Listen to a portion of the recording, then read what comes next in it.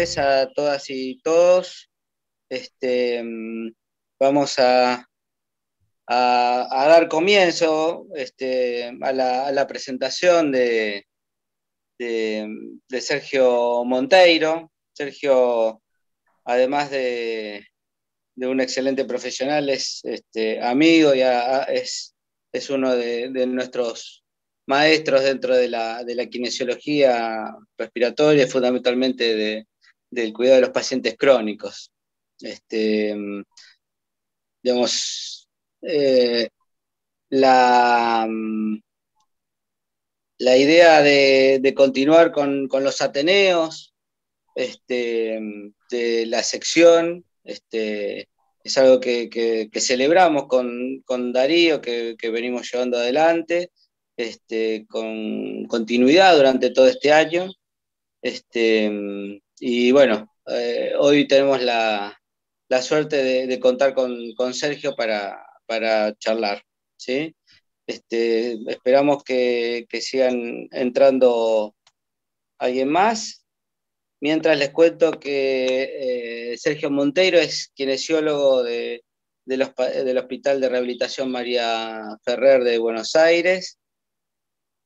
Él es kinesiólogo también del laboratorio pulmonar en enfermedades neuromusculares del Instituto de Investigaciones Médicas Alfredo Lanari, y es el jefe del servicio de kinesiología del Instituto Alexander Fleming, ¿sí? El día de hoy vamos a contar con su presencia para que nos cuente sobre la evaluación funcional y la respuesta a la hipercapnia en la enfermedad de Pompe del adulto. Tenemos la suerte de contar con él, con toda su experiencia y bueno, que nos cuente cómo se evalúan estos pacientes, ¿sí? Sergio, te doy el pie para que arranques con tu presentación. Muchas gracias, Miguel. Buenas tardes para todos y todas. Como dice el título, vamos a hablar de lo que es la evaluación funcional y la respuesta a la hipercapnia en la enfermedad de Pompe, ¿sí? ¿Qué les podemos contar? La enfermedad de Pompe, como ven, como pueden leer, es un desorden recesivo causado por el déficit de una enzima lisosomal responsable de degradar el glucógeno, la alfa-glucosidasa, ¿sí? Esto resulta en la acumulación de glucógeno de varios tejidos, ¿sí? Teniendo repercusión sobre el músculo esquelético, cardíaco y a su vez también sobre la parte respiratoria. Lo que nosotros vamos a evaluar hoy es, por sobre todas las cosas, la evaluación respiratoria, porque no es la enfermedad de Pompe una enfermedad simplemente respiratoria. Desde lo neurológico, que es donde aparecen los primeros síntomas tardíos, ¿sí? Se encara por ese lado. Y después tiene las repercusiones, tanto en el músculo esquelético como en la debilidad, en la parte cardíaca, causando arritmias muy severas que exigen tratamiento, y desde la parte respiratoria, que es lo que nosotros estamos haciendo. Lo que nosotros vamos a ver hoy justamente es cómo encarar la evaluación de estos pacientes, cómo detectar los trastornos respiratorios que puedan llegar a tener, ¿sí? Y en base a eso vamos a elegir un tratamiento, ¿sí? Y cómo lo vamos a seguir, incluso con medidas de sostén y de soporte vital. Entonces, cuando a nosotros nos llega por primera vez un paciente con enfermedad de Pompe, aparte de la historia clínica, tenemos varias aristas para ir viendo, como por ejemplo la escala de Edwards, que mide el grado de somnolencia, ¿no? Lo que ustedes van a ver es que con 8 preguntas muy simples, que tiene una puntuación de 0 a 3, nosotros le podemos preguntar al paciente, por ejemplo, ¿usted se queda dormido mirando la tele? ¿Tiene cero posibilidad, mínima posibilidad, moderada posibilidad o alta posibilidad de quedarse dormido? Y según la puntuación que esa escala de Edwards nos vaya dando, nos va a ir dando indicios de el grado de compromiso que puede llegar a tener ese paciente. De 0 a 7 es nada, de 7 a 14 es un grado leve, de 14 a 21 es un grado moderado bastante fuerte, y de 21 a 24 el paciente tiene trastornos severos de la ventilación. Entonces, antes que nada de hacer alguna intervención, lo primero que hacemos, que vamos a irlo desarrollando con las diapos, es ver qué entidal de CO2, verlo en forma indirecta, qué entidal de CO2 y qué saturación tiene. Seguramente nos vamos a encontrar que la gran mayoría de estos pacientes tienen un entidal de CO2 por arriba de los 45 milímetros de mercurio. Tengamos en cuenta que entre el entidal de CO2, que es el último cachito de aire que sale de los alvéolos, y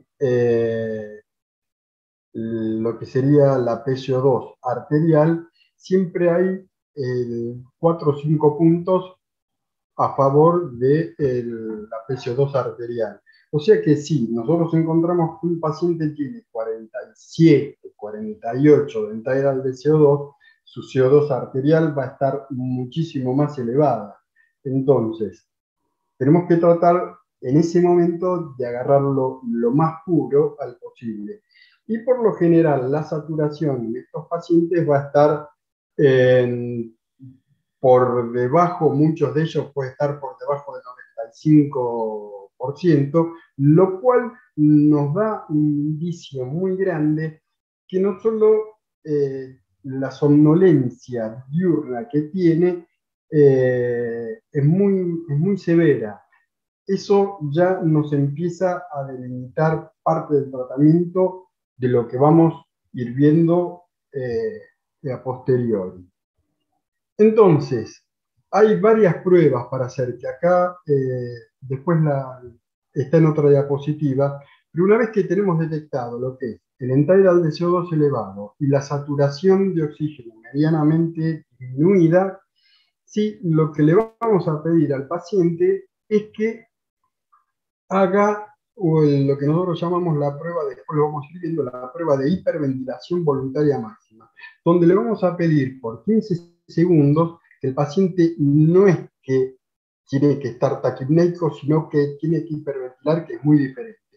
Durante esos 15 segundos donde el paciente hiperventila, ¿sí?, tiene que lavar su CO2, su entidal de CO2, más de 10 milímetros de mercurio. Si no lo hace, bueno, ahí nos encontramos que el paciente está muy hipercápnico, por más maniobras que nosotros hagamos, no logra lavar su CO2, y eso nos da otro indicio grande de que el paciente algún trastorno en el control de la ventilación puede llegar a tener. Otra de las pruebas, que ya lo vamos a ir viendo también, es la del tiempo de apnea, o como se las conocen los artículos, el breath holding time, ¿sí?, donde nosotros le pedimos que haga 3 hiperventilaciones y que cese de respirar. Le tomamos ese tiempo de apnea y ese tiempo de apnea en condiciones normales no pasa, en cualquiera de nosotros, no pasa de minuto 10. Estos pacientes llegan a tener tiempos de apnea superiores a los 2, 3 minutos, ¿sí? Y, esos no, y ahí vemos cómo va cayendo también su saturación. ¿Eso qué nos va a dar cuenta? Eso, con la escala de Edwards y la prueba, decimos, bueno, este paciente tiene altísimas chances de tener algún trastorno en el control de la ventilación, como es una de las características que tiene la enfermedad de Poe. Bien, hicimos la escala de Edwards, medimos el entidal PCO2 y la saturación. Entonces, vamos a entrar un poco más específicamente en lo que son sus músculos respiratorios. Entonces, vamos a medir la fuerza de los músculos respiratorios a través del esnífer inspiratorio, presión inspiratoria máxima, presión expiratoria máxima, pico flujo, tanto clásico como tosido, ver la capacidad vital que tienen estos pacientes en pie acostado. La gran mayoría de los pacientes que tienen enfermedad de Pompe tienen una caída muy grande, ¿sí?, de la capacidad vital en diferentes decúbitos. Eso también nos va a dar un grado muy significativo de donde estamos parados. Los gases arteriales siempre entra dentro de la evaluación, pero es mejor siempre sacar gases arteriales una vez medido el entidal de CO2 y la saturación. Eso no, ya teniendo los gases arteriales donde tiene una alcalosis metabólica muy grande,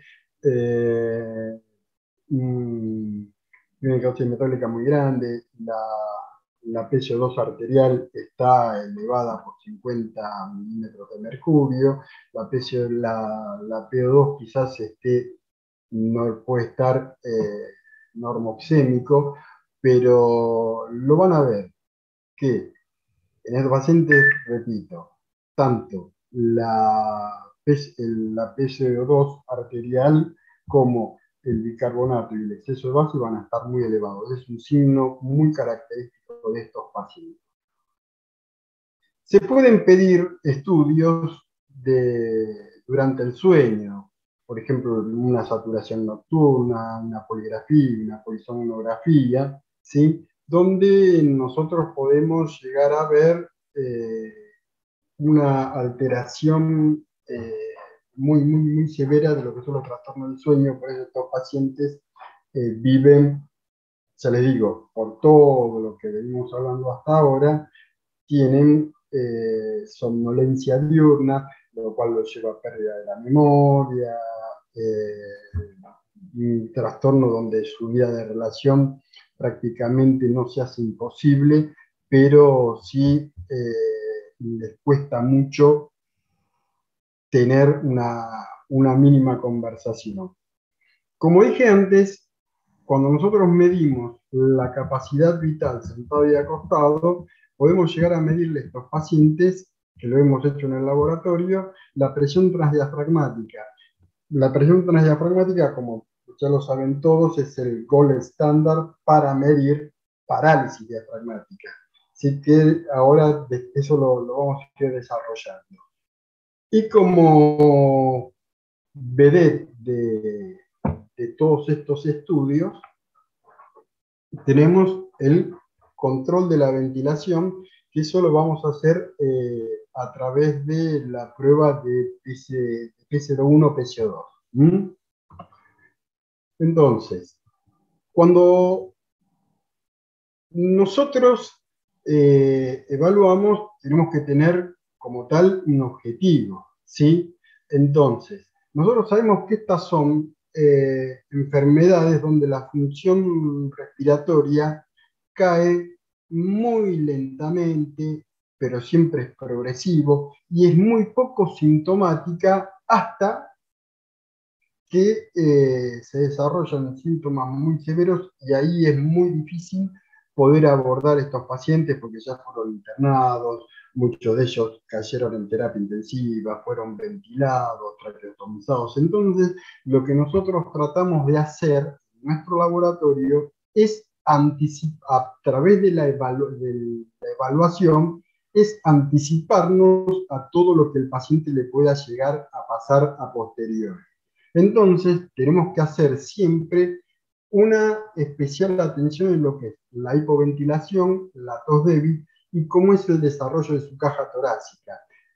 Eso nos va a permitir planificar medidas preventivas de las complicaciones, planear de forma concreta un tratamiento oportuno y en el caso de que la enfermedad vaya avanzando, como va a seguir pasando, tomar medidas anticipadas, lo que serían las medidas de preferencia, de sostén vital y todo lo que concierne a su entorno, ¿sí? Tanto como al paciente como a su entorno, a su grupo familiar principalmente.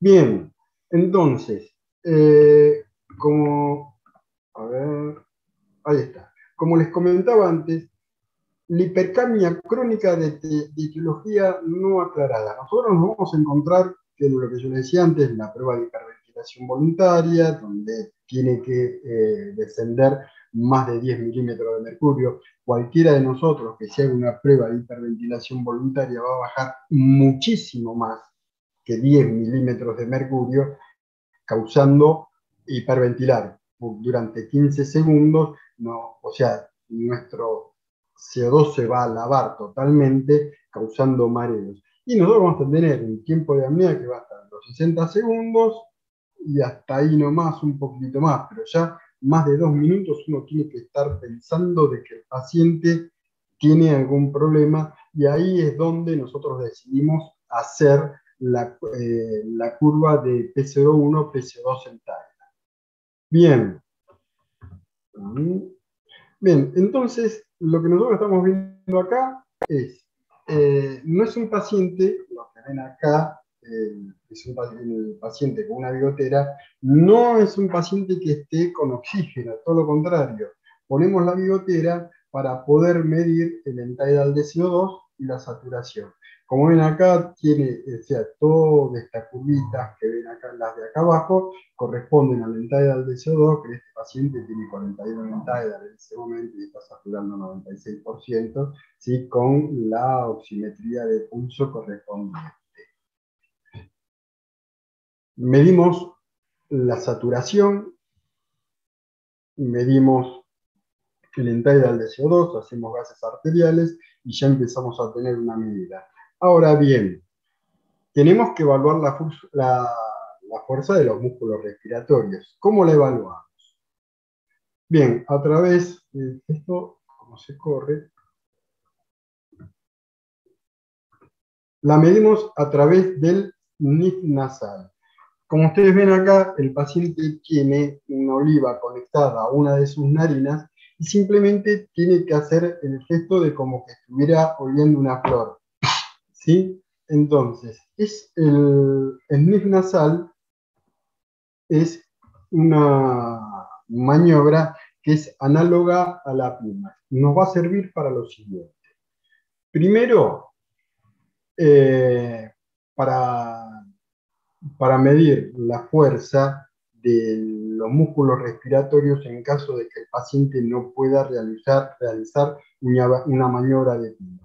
Lo que están viendo acá, yo puse una prueba de sniff nasal en sujetos normales y una prueba de sniff nasal en pacientes con trastornos de la fuerza que muchas veces tienen los pacientes con POMPE. Fíjense que en un sujeto normal genera mayor presión en menor tiempo, a contrapartida de lo que tienen los pacientes con enfermedad neuromuscular, donde generan menor presión en mayor tiempo. Esto es lo que se conoce comúnmente como delta presión, delta tiempo o de PDT, que sirve para ver la máxima velocidad de contracción de los músculos respiratorios. En estos pacientes, ustedes van a ver que esa de PDT está muy disminuida. Y este SNF nos va a servir también para cuando hagamos los estudios de control de la ventilación para comparar cuál es la pendiente que estos pacientes generan y en eso se va a ver una correlación muy grande que después lo vamos a ir mostrando. Ven ahí la diapositiva, el NIF normal, ¿sí? En un sujeto normal, que puede ser cualquiera de nosotros, y un sujeto con patología neuromuscular. Bien, Pasamos ahora, ya hablamos del smoothie nasal, vamos a hablar de lo que son las presiones estáticas máximas. Esta es la PIMAX. Estos son todos registros que nosotros tomamos en el laboratorio. Lo que ven acá es que el paciente genera muy poca presión, lo cual nos está dando el grado de debilidad extrema, no llega a los 40 centímetros de agua. Acá está el eje de presión y acá y este el eje de tiempo. Entonces, ustedes van a ver que el paciente no genera una muy buena presión. Pero no solo eso no es lo que nos está marcando, es uno de los componentes de los músculos respiratorios, en estos casos, que es la debilidad. Acá vemos que el paciente tiene una debilidad muy marcada. Y esa maniobra no la puede sostener en el tiempo. Entre estas dos líneas hay 2 segundos. Esa fuerza generada no la puede mantener en el tiempo. Este es el componente de fatiga. ¿Sí? Entonces, en esta maniobra podemos ver un componente de debilidad y un componente de fatiga. Cualquiera de nosotros que tengamos que realizar la maniobra, seguramente vamos a generar muchísima más presión y esa presión se va a mantener en el tiempo, cosa que acá no lo ven. Entonces recuerden, cuando vean esto van a ver que hay un componente de debilidad y otro componente de fatiga. Bien, ¿qué nos sucede?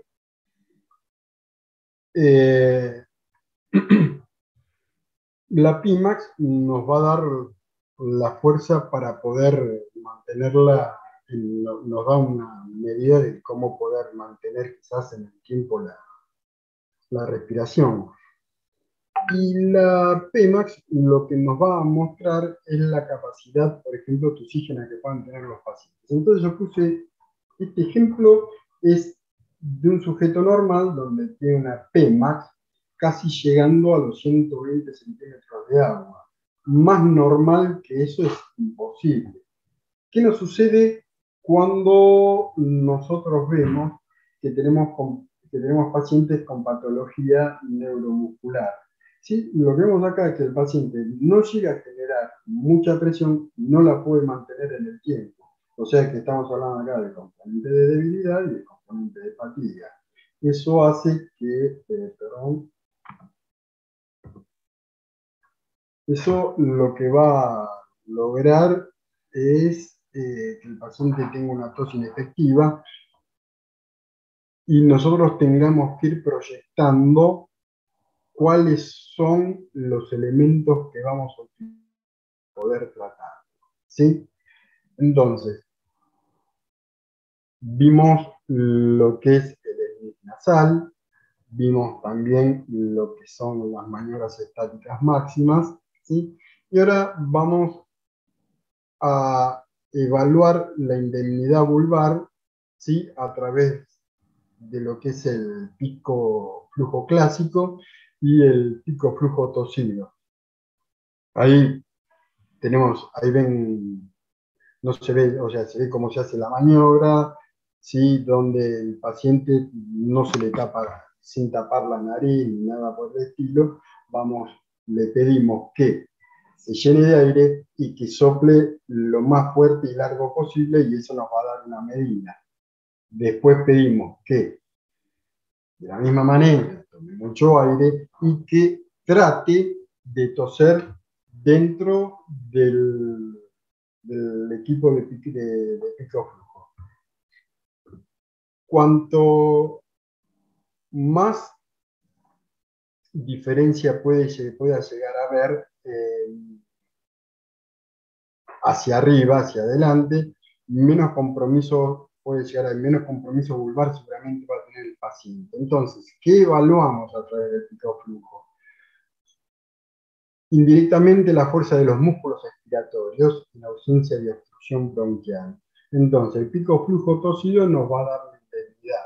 Un pico flujo menor a 160 litros por minuto es una tos que nos va a dar que el paciente tiene una tos inefectiva como para poder decanularse, y un pico flujo menor a 270 litros por minuto es donde nosotros tenemos que tomar ya la iniciativa de empezar a trabajar sobre lo que es la asistencia de la tos. Por eso, cuando nosotros decíamos cuáles son los objetivos de la evaluación, es ver cuál es el tratamiento oportuno que podemos llegar a ofrecerle a estos pacientes. Ahora bien, esto es un trabajo, lo pueden ver acá abajo, que nos fue publicado en la revista, en los archivos de Medicina Física y Rehabilitación, ¿sí? Donde comparamos entre 115 sujetos normales, 40 pacientes con distrofia muscular de Duchenne y 25 pacientes con ELA. Entonces, lo que se puede ver en este gráfico es que entre el pico flujo clásico y el tosido, sí hay una diferencia del 46 más o menos 18% que se mantiene en los pacientes que tienen distrofia muscular de Duchenne. Si bien estos están mucho más débiles, ¿sí? Pero el porcentaje de la diferencia, medidas en porcentaje entre el clásico y el tosido, es alta, lo cual nos da una idea de que los pacientes tienen indemnidad vulvar. No así con los ELA, donde la caída es muy grande. ¿Sí? Entonces, el porcentaje de diferencia que hay entre lo que es el microflujo clásico, entre el clásico y el tosido, es muy menor, lo cual nos está indicando que los trastornos vulvares que puedan llegar a tener estos pacientes son muy severos, y ahí entramos también no solo a trabajar en lo que es tratamiento, sino medidas anticipadas y medidas de sorteo.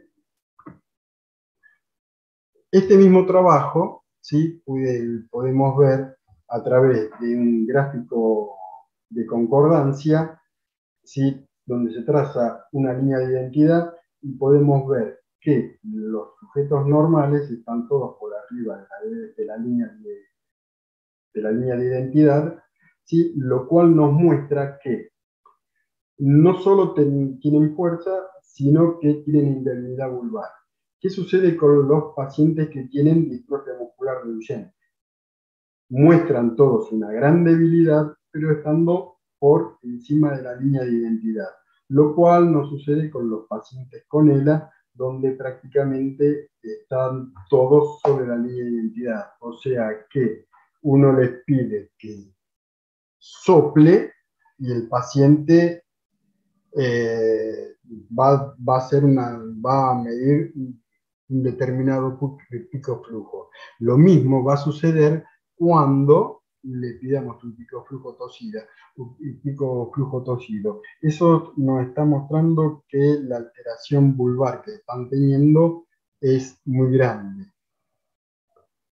Entonces, en este caso, lo que tenemos que empezar a planear son muchas veces más aparte de las medidas de tratamiento, tenemos que empezar a hablar mucho de lo que son las medidas anticipadas, como mostrábamos en lo que es los objetivos de los estudios de estos pacientes. Ahora bien, si nos centramos un poco más en lo que es la enfermedad de Pompe, dijimos que tiene varias aristas. La que nosotros vamos a estar estudiando es la respiratoria. Desde el punto de vista de lo que es la fuerza de los músculos respiratorios, queda la capacidad vital. ¿Sí? Que en estos pacientes, justamente, nos vamos a encontrar que la capacidad vital puede estar normal o disminuida. Ahora, la pregunta justamente es esta: ¿por qué un sujeto como los pacientes con enfermedad de Pompe tienen una capacidad vital medianamente normal o un poco disminuida, con presiones estáticas que son aceptables y están hipercámicos? Entonces, si volvemos un poco hacia atrás, nos vamos a encontrar con lo que comentábamos antes, que son pacientes que sin tener una obstrucción o una restricción severa que lo justifique, están hipercándicos. Eso es lo que nos tiene, es lo primero, aparte de todo lo que vayamos haciendo, es lo primero que nos tiene que llamar la atención. Por eso, una de las medidas primeras que hay que tomar es gases arteriales, sacarlo, como decimos nosotros, lo más puro posible. Con un paciente sentado, tranquilo, con una FIO2 0,21, antes de empezar a hacerle las distintas pruebas, porque eso puede alterar la gasometría. Entonces, pero siempre recuerden esto, en ausencia de una obstrucción o una restricción severa que lo justifique, estos pacientes están hipercándicos. Y esto también, ¿cómo decimos por qué? ¿Por qué? ¿Por qué? Bueno, entonces esas son las preguntas que tenemos que empezar a hacer. Es decir, bueno, vayamos viendo a ver qué es lo que podemos sacar de todo esto. Una de las cosas, ya le digo, la escala de Edwards va a ser de gran utilidad para poder empezar a discernir y desarrollar una idea mucho más extensa de lo que podemos llegar a ver. Entonces, si volvemos a la capacidad vital, veremos decir, bueno, la capacidad vital puede caer en menos de un 10, si cae menos de un 10% entre lo que es sentado y acostado, no hay ninguna posibilidad de que el paciente tenga algún trastorno a nivel diafragmático. Ahora, cuando nosotros lo, lo ponemos en la posición de decúbito dorsal, lo primero que vamos a ver en estos pacientes es que ellos mismos nos van a decir, no puedo dormir acostado. Ah, qué bien. ¿Cómo que no puedo dormir acostado? Sí, no puedo dormir acostado porque me canso. Bien, fenómeno. Acuéstese y vemos cómo está respirando. Entonces, ahí es lo que vamos a ver la respiración paradojal, ¿no? La respiración paradojal del abdomen, donde nosotros vamos a ver que el abdomen se deprime en forma muy visible y estos pacientes no aguantan más de 3 o 4 ciclos respiratorios que tienen ortopnea y se tienen que sentar y tienen que empezar a recuperarse. Bueno, en esas condiciones nosotros tenemos que tratar de hacer la capacidad vital acostado. Si vemos que cae entre un 10 y un 30%, podemos llegar a dilucidar que el paciente puede llegar a tener una paresia diafragmática que podría ser medianamente severa o una parálisis unilateral. Para ver si es una parálisis unilateral, tenemos que llevarlo generalmente a que el paciente haga una radioscopía, ¿sí? Para ver qué es lo que está pasando. Eventualmente, si se dispone del equipo y hay mucho entrenamiento, la ecografía diafragmática nos puede ser de gran utilidad. Repito, hasta el cansancio. El gold estándar de la parálisis diafragmática va a ser la presión transdiafragmática. ¿Bien? Ahora, cuando nosotros estamos viendo que hay una caída mayor al 30%, bueno, ahí ya estamos hablando de parálisis bilateral. Y ahí es lo que empieza a tallar nuevamente. Lo que decía, bueno, llevarlo al ecógrafo, hacer una radioscopía. Entonces decimos, medimos presión transdiafragmática. Nosotros tenemos los equipos y la disponibilidad para poder hacerlo. Ahora les voy a mostrar en unas diapositivas cómo se puede medir. Y ante este hecho, le ofrecemos al paciente la ventilación invasiva y ahí empiezan a tallar dos variables. Una, la primera, que la vimos al principio, que dijimos, che, este paciente está hipercápnico, pero no porque tiene una parálisis diafragmática. Está hipercápnico porque tiene alguna alteración a nivel central. Y a su vez, una parálisis diafragmática, ¿es lícito ponerle DNI? Sí, totalmente. Creemos que es posible, de hecho lo es. ¿Mm? Eso lo vamos a ir viendo, lo vamos a ir desarrollando.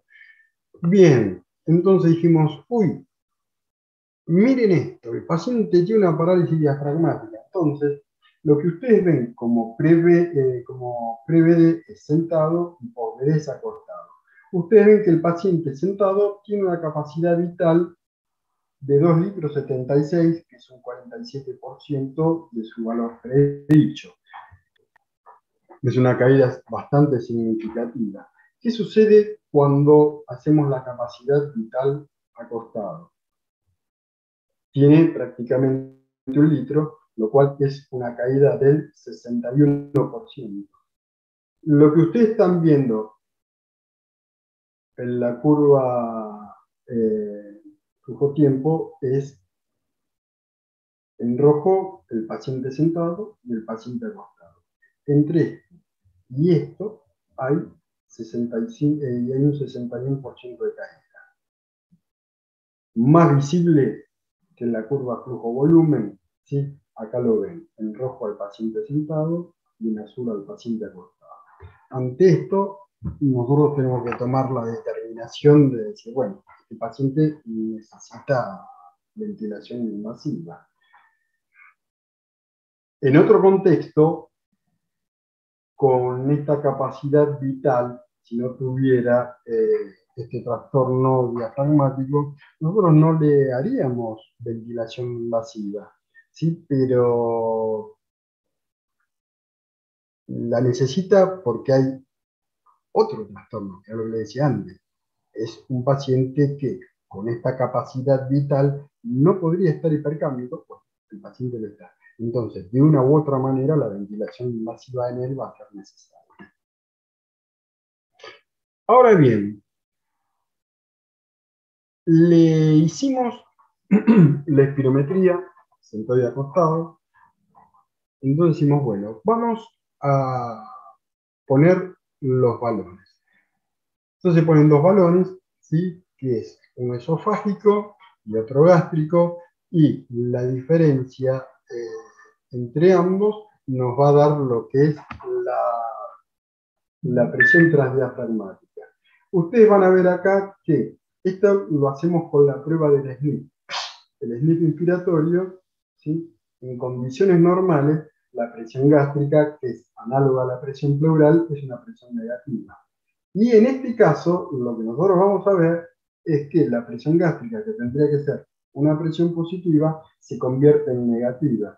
O sea que lo que vamos a estar viendo es estas pequeñas variaciones que ven acá, ¿sí? Son la presión transdiafragmática máxima que el paciente está generando, que no llega a los 20 centímetros de agua. Si ustedes ven un paciente que tiene una capacidad vital disminuida, entre lo que es sentado y acostado, la capacidad, perdón, una diferencia mayor al 50% de una capacidad vital sentado y acostado, y ven que colocándole los balones, esa presión transdiafragmática máxima no llega a los 30 centímetros de agua, bueno, señores, estamos ante un caso de parálisis diafragmática bilateral.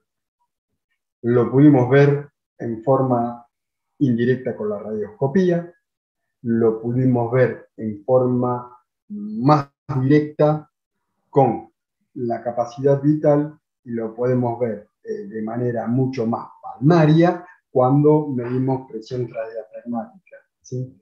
que lo están viendo, es esto que se ve acá. Entonces, esto ahora es la PDI Max, que es una maniobra como si nosotros hiciéramos una presión inspiratoria máxima, pero la presión inspiratoria máxima, por lo general, se hace a volumen residual. En este caso, para medir presión transdiafragmática máxima, lo que hacemos es medir la capacidad residual funcional y van a ver lo que vieron antes. ¿Sí? Esta expresión en la boca, que sería la prima, vean que todas, prácticamente menos la presión transdiafragmática, son todas muy parecidas. ¿Sí? En este caso, están corriendo las dos en forma paralela cuando tendrían que correr en forma especulada. En condiciones normales tendrían que correr en forma especulada.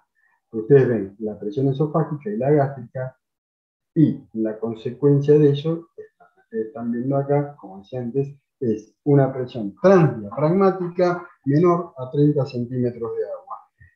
Entonces, con todo esto que nosotros vamos viendo, podemos tener bien detallado lo que es la debilidad que pueden llegar a tener estos pacientes de sus músculos respiratorios.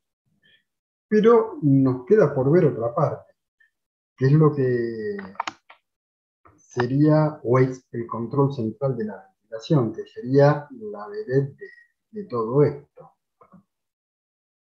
Ahora bien,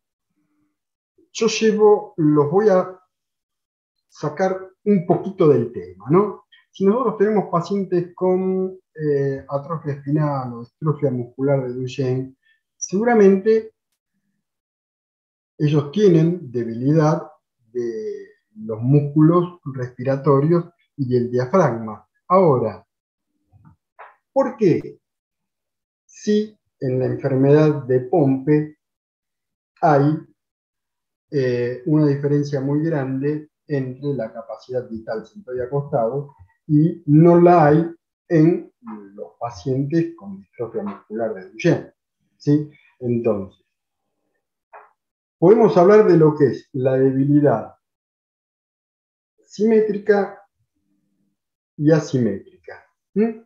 Entonces, en, en los pacientes, por ejemplo, que tienen distrofias o una distrofia muscular de Duchenne o una atrofia espinal, nosotros vamos a ver que la caída en ellos es menor al 10%. Y cuando hay debilidad asimétrica, como puede pasar en los pacientes con enfermedad de Pompe, la caída del diafragma es mucho mayor y ahí sí la diferencia va a ser mayor al 10%, como vieron antes, 30, 40 o 50%. Entonces, ahí es donde nosotros tenemos que hacer un fuerte hincapié en no cuando hacemos las maniobras en sí, sino a posterior cuando las estamos analizando. Porque cuando uno analiza, te dice, ¿por qué no cae en los pacientes con Duchenne si vemos que tienen tanta debilidad, o los pacientes que tienen atrofia espinal, ¿por qué si tienen tanta debilidad no hay una caída tan significativa de la capacidad de cúbito dorsal? Porque es una debilidad simétrica. Ahora, en los casos donde hay una mayor afectación del diafragma, ahí también es donde nosotros podemos llegar a decir que estos pacientes, aparte de su debilidad, tienen una asimetría justamente en la debilidad de los músculos respiratorios. Bien. Si hablamos de sueño, acá hay un estudio donde está narrando, ¿sí?, los trastornos que tienen durante el sueño los pacientes con enfermedad de Pompe o déficit de alfa-glucosidasa, ¿sí? Y hay Acá, tanto en la cita 30 como la 33 citan trabajos nuestros donde dice que a pesar de la debilidad que puedan tener estos pacientes, el trastorno en el control de la ventilación es mucho más prevalente y son los que causan mucha más hipercambio. Para el que quiera, acá tiene pues, puede hacer una copia de ese artículo.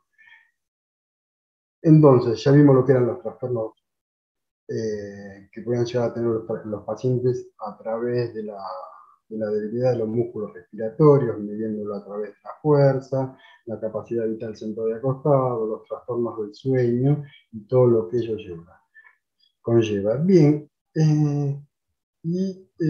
ahora sí, vamos a entrar a lo que es realmente el estudio del control de la ventilación o la curva PCO1, PCO2. Lo que están viendo en esa foto es el laboratorio pulmonar del ANARI, donde trabajamos con Eduardo De Vitt y Santiago Arce, y este es el equipito hecho por nosotros, ¿sí? El aparato para poder medir P01. Ven acá que hay un montón de calderillos que ahora más o menos vamos a ir desarrollando.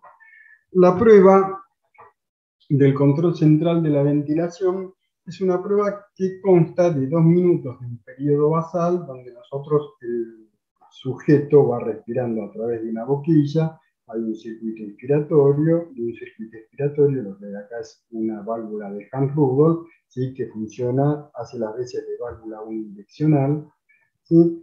Entonces el paciente va respirando por ahí y nosotros vamos haciendo oclusiones periódicas en forma randomizada, ¿sí? Sin que el paciente tenga previo conocimiento de lo que vamos a hacer. Eso lo hacemos durante 2 minutos en un periodo basal y 4 minutos de reinhalación, donde el paciente reinhala su propia CO2 más una mezcla enriquecida que va a estar en esta bolsa de 93% de oxígeno y 7% de dióxido de carbono. Entonces, por cada oclusión que nosotros vamos a ir midiendo, después tenemos que ir analizando los 100 primeros milisegundos. Lo que ustedes están viendo acá es a través de la curva de presión, flujo y en tidal de CO2, es el estudio, ¿sí? Lo van a ver acá, estos dos primeros son los minutos basales, donde pueden ver oclusiones que son eh, totalmente no anticipadas hacia el paciente, vamos a ver la foto cómo se hace, no anticipadas al paciente, todas totalmente randomizadas, no es que cada 3, 4 respiraciones, tac, hay que ocluir, 3, 4 respiraciones, tac, hay que ocluir, porque eso le da una cierta periodicidad y el paciente puede adelantarse a lo que nosotros estamos haciendo. Y lo que ven acá es el periodo, ¿sí? De regreen del paciente. Ven que llega más o menos a 62, 63 milímetros de mercurio. Siempre que se haga el estudio, tiene que llegar al final con prácticamente el doble del basal del paciente. ¿Mm? Entonces, repito, tenemos 2 minutos basales y 4 minutos de reinhalación. Este estudio se hace 2 veces. ¿Mm? Entonces, una vez terminado, el paciente tiene que descansar unos 10-15 minutos para lavar su propia CO2 y repetirlo nuevamente. Generalmente, cuando nosotros hacemos estos estudios, al final de lo que nosotros llamamos cada rebreathing, se toma la escala de Bohr, ¿no? Entonces le pedimos al paciente que diga, cuando usted se sacó la boquilla de la boca, ¿sí? Que es acá. ¿Qué sensación de aire tenía? Imagínense ustedes respirando su propio CO2 o que nosotros les estamos, aparte, tirando CO2. El BOR que va a tener cualquier sujeto normal va a estar entre 9 y 10. Estos pacientes, ustedes le preguntan la escala de BOR y le dicen 0. Nosotros pedimos, ¿0 realmente? Bueno, si quiere póngale 0,5, pero para mí es lo mismo. O sea que no tienen sensación de disnea. O sea, eso nos da la idea de que sus centros respiratorios están totalmente alterados. Eh, Siempre nosotros contamos el caso de uno de los pacientes con la enfermedad de Pompe que directamente se quedaba dormido en cualquier parte y no tenía fase REM. Cuando se internó y lo pudimos ventilar en forma invasiva, nos contó como un hecho anecdótico diciendo, pude soñar, lo cual nuestros ojos se abrieron así de grandes y no entendíamos qué era lo que realmente estaba pasando, porque era tal el, el nivel de hipercapnia que tenía este paciente que van a decir es incompatible con la vida. Porque el paciente estaba viviendo con 75 milímetros de mercurio de CO2 arterial. El paciente andaba como si tal cosa por la vida, dormido totalmente. Tenía una escala de Ellsworth de 24 sobre 24.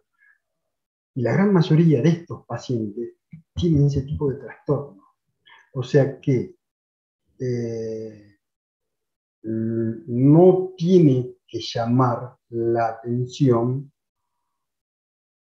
la fuerza, o sea, no es que nos tenga que llamar tanto la atención la fuerza de los músculos respiratorios, que puede estar disminuida, pero por el grado de disminución que tiene, la hipercapnia que presentan es mucho mayor, lo cual ahí es donde nosotros empezamos a dudar.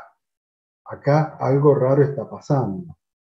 Bien, sigamos. Ahí está.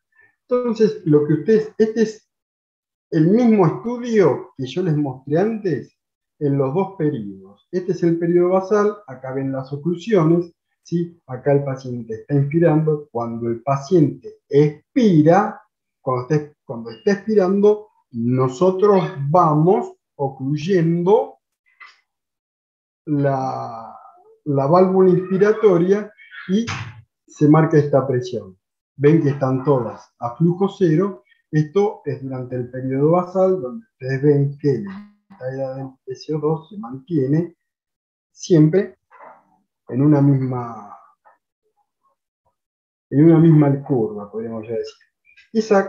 Ahora, el gráfico, cuando el paciente está hiperventilando, acá está muchísimo más alto, está por lo menos en 60 milímetros de mercurio. En el caso de los sujetos normales, esto va a producir esta misma curva que ustedes están viendo acá, va a producir hiperventilación, cosa que estos pacientes acá no lo están teniendo. Y acá podemos ver que hay una P01, una flujo cero, acá hay otra, ¿sí? Y acá hay otra. Entonces, ¿cómo se ve la gráfica en periodo basal y en periodo de rebreathing, donde todas las válvulas que forman parte del circuito son todas cerradas y el paciente empieza, como decía, a respirar de su propio CO2 más la mezcla enriquecida que nosotros le estamos tirando.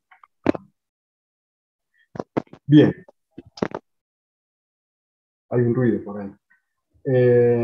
Acá ese mismo estudio que nosotros vimos, el basal y los 4 minutos, después lo que es el tiempo en periodo basal y periodo de reinhalación, acá lo achicamos más todavía y vamos a ver lo que llamamos respiración a respiración. Entonces vemos que acá el paciente está inspirando, expira, inspira. Cuando está expirando, ya nosotros tenemos ocluida la válvula inspiratoria. A flujo cero, esto que ven así, en negrita, estos son, que lo hacemos pero con un programa que tenemos nosotros para trabajar. Estos que ven acá son los primeros 100 milisegundos. Esta es la presión que genera con este end-tidal de CO2. Entonces, por regresión simple, lo que nosotros hacemos es ver cuál es la pendiente de la curva. ¿Mm? Bien, ahora, como corolario de todo lo que fuimos hablando antes, este es un trabajo que pudimos publicar desde el laboratorio en la Respiratory Care, donde vemos la respuesta en sujetos con enfermedad de Pompe del adulto de inicio tardío. ¿Sí?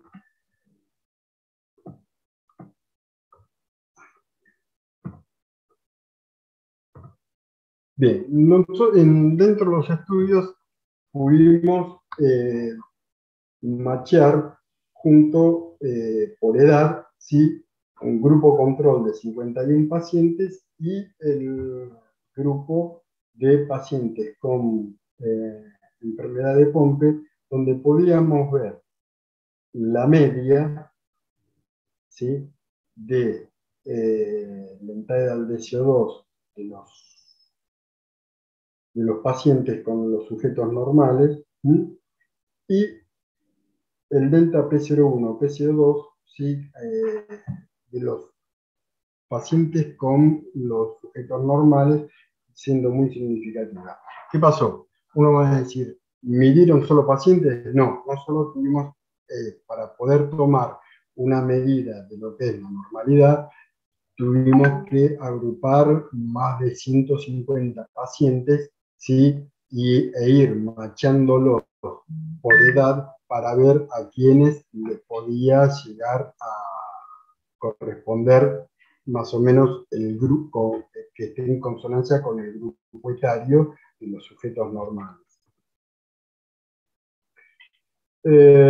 Bien, acá pueden ver, este es el estudio que nosotros decimos, ¿sí? Este es uno, perdón, esto es un gráfico que les había mostrado antes, y lo que ustedes pueden ver acá es que todos los que están en línea punteada son los pacientes que tenían enfermedad de Pompe machados con los normales. Vean la diferencia que hay. De los 13 pacientes que teníamos, solo 2 no tenían trastorno en el control de la ventilación.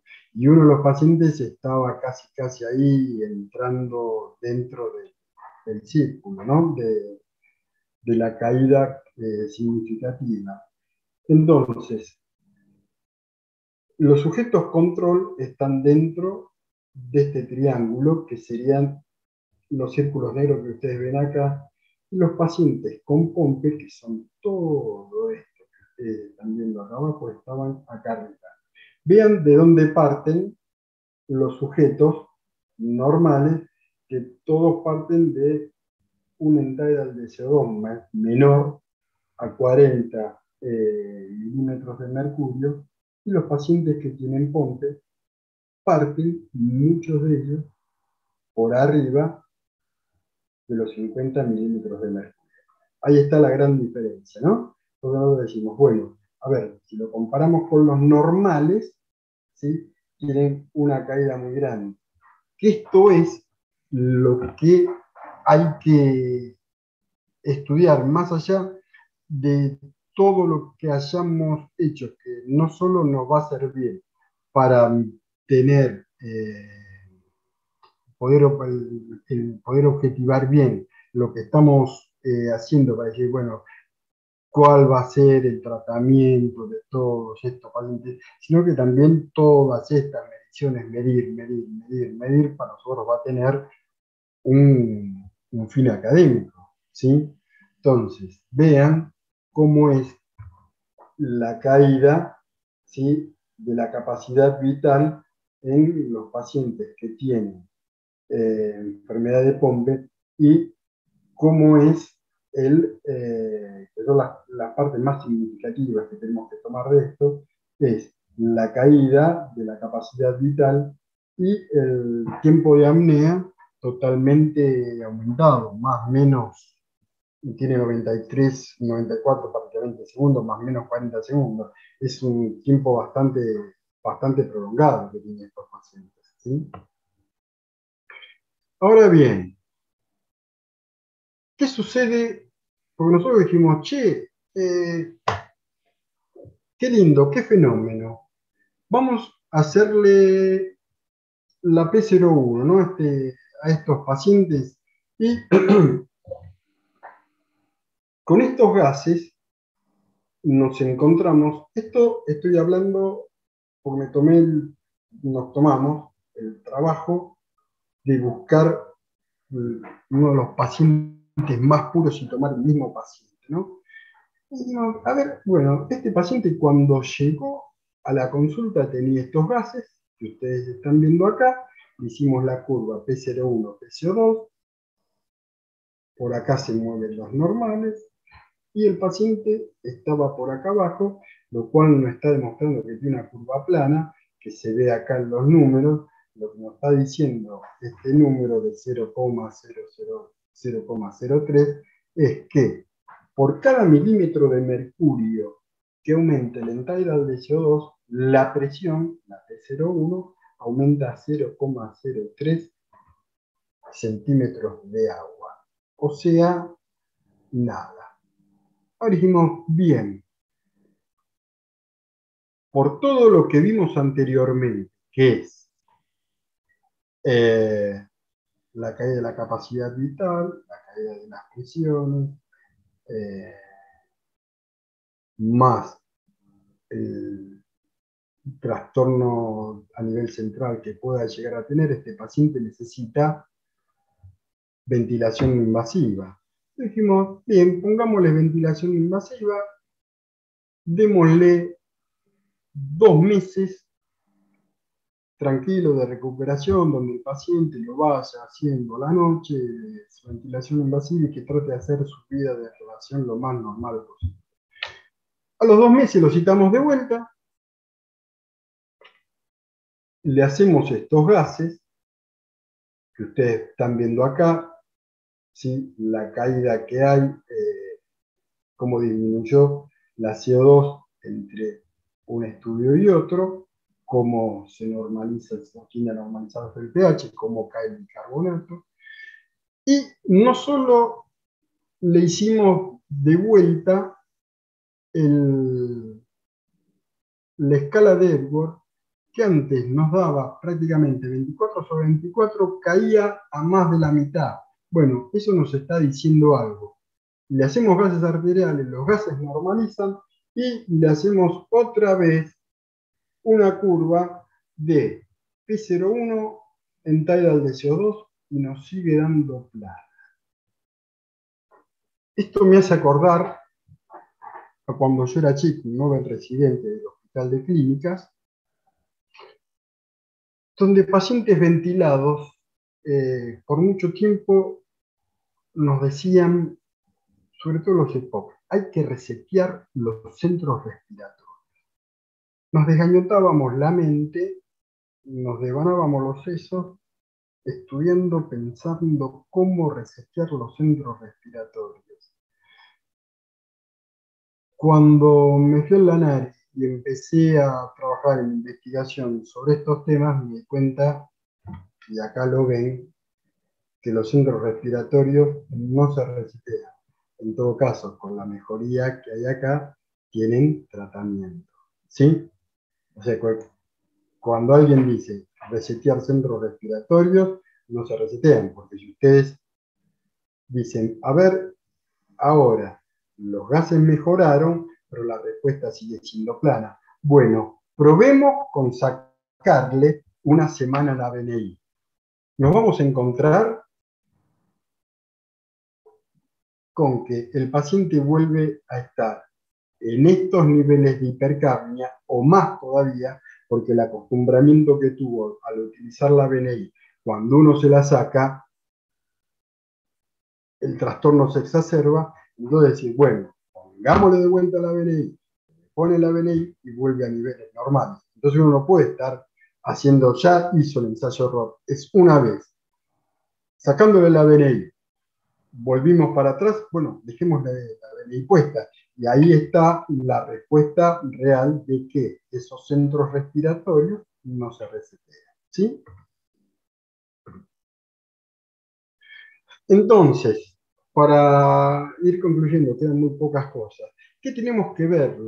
¿Qué tenemos que ver cuando evaluamos a estos pacientes? Hay que considerar la asistencia a la tos, iniciar la ventilación invasiva nocturna lo más rápido posible para tratar de lavar ese CO2 y que el paciente pueda tener a través de los demás tratamientos.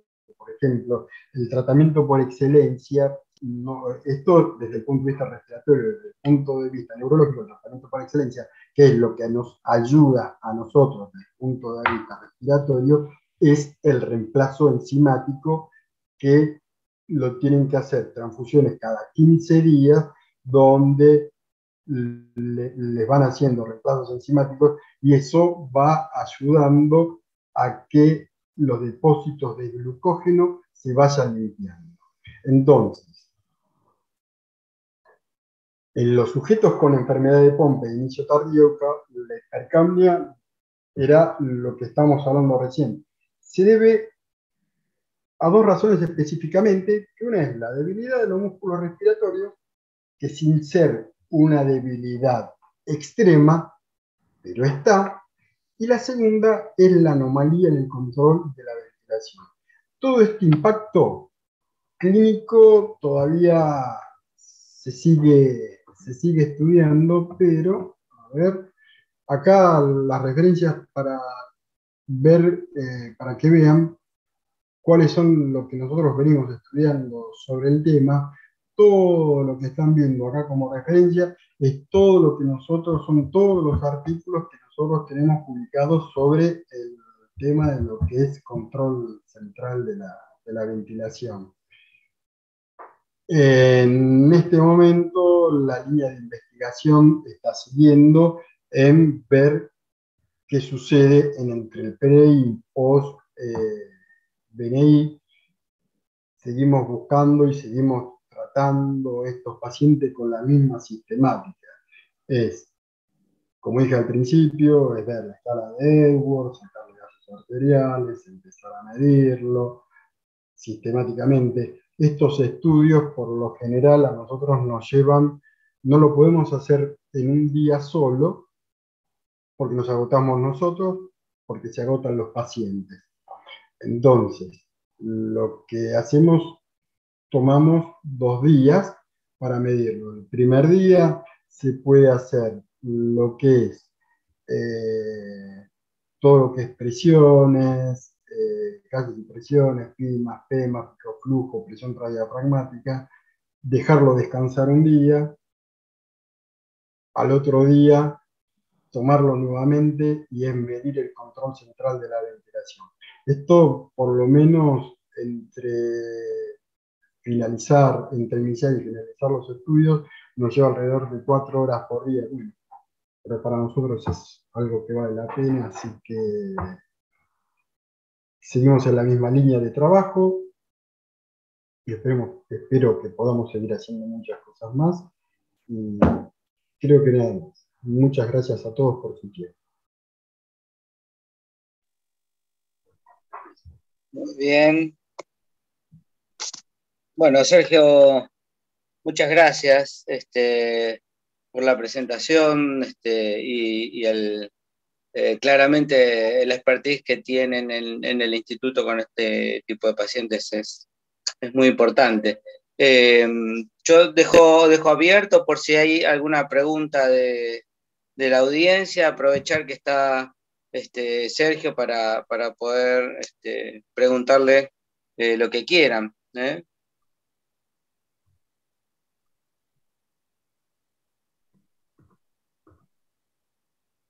¿Alguna pregunta? A ver. Dardo Aguilar, acá lo tengo. Quería preguntar con respecto a a la curva P01, PCO2 para los pacientes que caen por debajo del triángulo que marca la normalidad, pero no son planos totalmente, es decir, tienen un descenso intermedio. Esa es muy buena pregunta. ¿Se entendió, Sergio, Sí, la a ver, pregunta? sí, sí, sí. Por ejemplo, veamos, voy a agarrar esta diapositiva. Acá tenemos el primer y el segundo de bioestándar.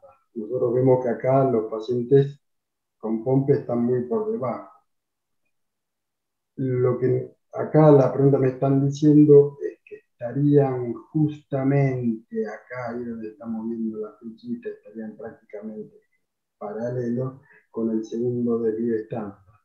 A ver, lo que quedamos ahí es que el paciente seguramente puede tener eh, algún trastorno en el control de la ventilación, que puede ser incipiente, lo que nos lleva a nosotros a decir, bueno, sigamos estudiando y veamos qué es lo que podemos, con qué le podemos sacar el mayor jugo posible a estos pacientes. Entonces, de ahí uno dice, bueno, pongámosle ventilación invasiva 2 meses, como está hecho acá, y decir, a ver dónde estamos parados ahora. Si nosotros vemos que sigue en la misma línea, decimos, bueno, puede ser un pumping un poco más light, o puede tener alguna enfermedad, por ejemplo, que tienen muchos, no solo los pacientes con POMPE, tienen una alteración del control central de la ventilación, hay pacientes con miastenia seronegativa, hay pacientes con enfermedad de Steiner, que también lo tienen, más que nada con la enfermedad de Steiner lo tenemos publicado, que es muy probable que la pregunta que hicieron esté más asociada a los pacientes con enfermedad de Steiner que a los pacientes que tienen enfermedad de Pompe. La idea es seguir estudiándolo, pero y no dejar pasar ese dato que es importantísimo. Uno dice, che, está ahí debajo del segundo de estándar paralelito, y uno podría decir que está casi dentro de parámetros normales, pero le faltaría apenas una vuelta de rosca. Quizás que nosotros lo estudiamos nuevamente, tiene el mismo estudio, muchos de ellos nos ha pasado sobre todo con la enfermedad de Steiner, que estaban más o menos en estos estándares por acá, porque estamos viendo una flechita, y muchos de ellos no necesitaron, como no tenían caída de la capacidad vital, no necesitaron ventilación invasiva. Y quizás van tirando durante mucho tiempo, pero tengamos también en cuenta que son enfermedades que son poco sintomáticas, ¿no? Entonces hay que ser muy obsesivo y correrlos, mirarlos por el ojo de una aguja, no perderles el rastro para que después esos pacientes no caigan cuando está todo prácticamente desbarrancado. Perfecto, muy bien. ¿Alguna otra pregunta del...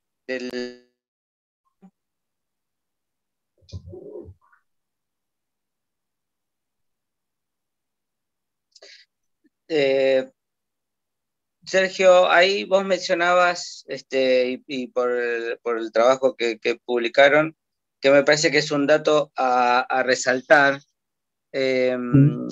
que esto se puede, digamos, medir aún en pacientes con debilidad severa, ¿no? ¿Qué nos puedes decir al respecto? No, la debilidad severa, por ejemplo, si hay algo que yo no me diría, es control central de la ventilación en pacientes con Duchenne, porque no nos va a dar nada, porque si un paciente vos tenés respirando normalmente, tienen una Pimax menor a 20 centímetros de agua, ¿sí? Eh, con esa Pimax vos decís qué volumen corriente están manejando.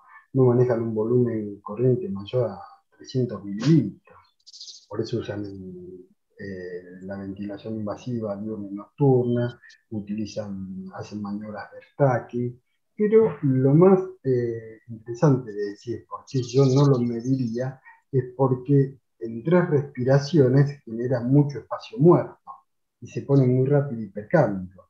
Entonces, eso te va a dar una alteración de la curva que es grandísima y eso te va a llevar a una confusión terrible. Por eso siempre hay que saber elegir al paciente. ¿Me explico? Porque si vos no elegís bien, te digo, o sea, esto porque nos ha pasado, ¿viste? De estar midiendo pacientes que no eran medibles. Y ahí nos encontramos, ¿viste? Con un sinfín de problemas donde teníamos que empezar a analizar, ¿viste? Para. Analicemos nosotros qué es lo que estamos viendo. Pero te digo, el, el ensayo-error de todo esto nos llevó muchos años de estudio, muchos años de trabajo. Muchos de los estudios que habremos hecho tuvimos que desecharlos, no porque el estudio no daba lo que nosotros estábamos buscando, sino que nosotros habíamos errado el camino en la elección del paciente para hacer el estudio. Perfecto. Sergio acá Dardo nos dice, evidentemente tiene un paciente en seguimiento y nos aclara que, bueno, que el paciente está asintomático actualmente, que bueno, la idea seguiría, digamos, sería reevaluarlo en 6 meses, según lo que nos dice Dardo acá. Sí, una vez que nosotros eh, hicimos el, hicimos el diagnóstico, porque el diagnóstico ya está hecho. Una vez que nos derivan al paciente, que se hace todo el estudio, ¿no? Durante la primera evaluación, ¿sí? Les damos este tiempo más o menos de 2 meses para que se acomode y, por ejemplo, no le vamos a hacer de vuelta presión transdiafragmática porque es un estudio por demás invasivo y que nos lleva muchísimo tiempo porque ese dato ya lo tenemos. Entonces sí podemos hacer PIMAX, PEMAX, una capacidad vital y otro control central de la ventilación para corroborar lo que estaba pasando.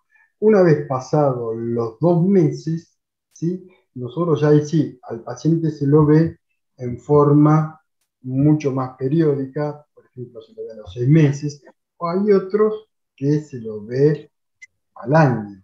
Si nosotros vemos que no hay caída, de la fuerza de los músculos respiratorios, le damos 6 meses, ponele, o un poco más, y antes de los 2 años hacer nuevamente un estudio del control central de la ventilación para terminar de corroborar que esto que estábamos viendo todavía se mantiene. Cuando nosotros estudiamos estos pacientes, por lo general tienen que tener a lo largo de toda su evolución entre 3 y 4 pruebas del control central de la ventilación.